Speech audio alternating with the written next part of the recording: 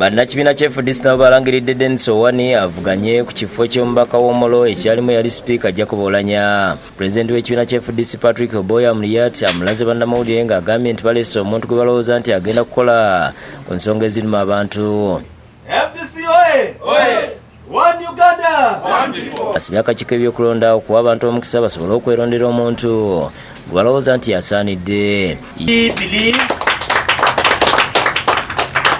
That this candidate is going to register victory. Owani agambye nti omukisa munene ekibiina gwe kimuwadde era nti mweteefuteefu okukolera abantu b'Omoro nga n'amaanyi g'ekibiina balaba ng'obuwanguzi buli ku sayidi yaabwe. This time round, with the support of the president, the members who have been mentioned here, the campaign team, I'm confident that Omoro's seat will be taken by FDC.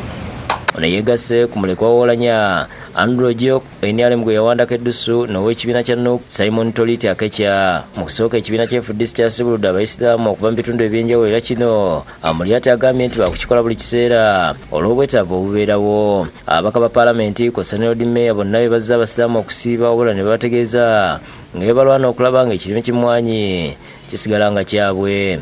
Mukyalo ewaffe Kabungo emmwanyi kati za peleti. Ekyemwanyi ndaba kakasa nti amaka kyokka threat tusobola abatunda. Oluvannyuma Sheikh Abdallah Isiko yakulembedde mu dduwa ey'abayisiraamu era n'annyonnyola amakulu agali mu kulomba dduwa ku mukolo bwe guti. Ky'omusaba tegeera nti ky'omusaba okakasa nti akirina.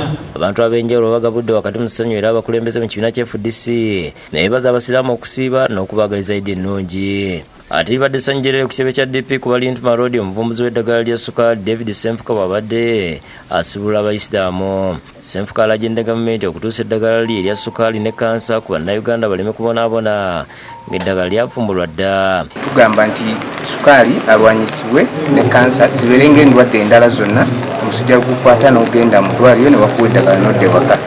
Tujewo n'entiisa nti ssukaali wakukwata ebibyo bikono.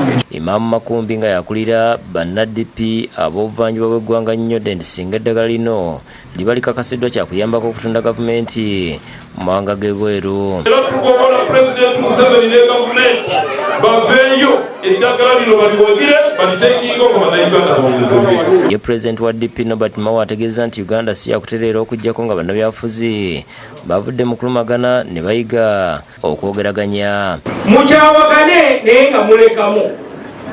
N'olwekyo olaba Norbert Mao ng'atudde ne Pulezidenti Museveni nga Norbert Mao agamba ssebo abaana abali makomera bateebwe. Nze sifunangako bbaluwa eneebaza kuva mu kibiina kya NUP. Luyimbazi Nalukola munnamateeka w'ekibiina kya DP ategeeza nti bo tebagenda kukowa kwogera kwe bakizuula nti eddembe ly'abasiraamu n'abo abavuganya gavumenti lyetaaga kulwanirira. Abalala ne babatwala mu kagome ne batabaleeta na mu kkooti kubeera nga bawulirwa. Aba Democratic Party baba basaale nnyo ku nsonga eyo ssebo.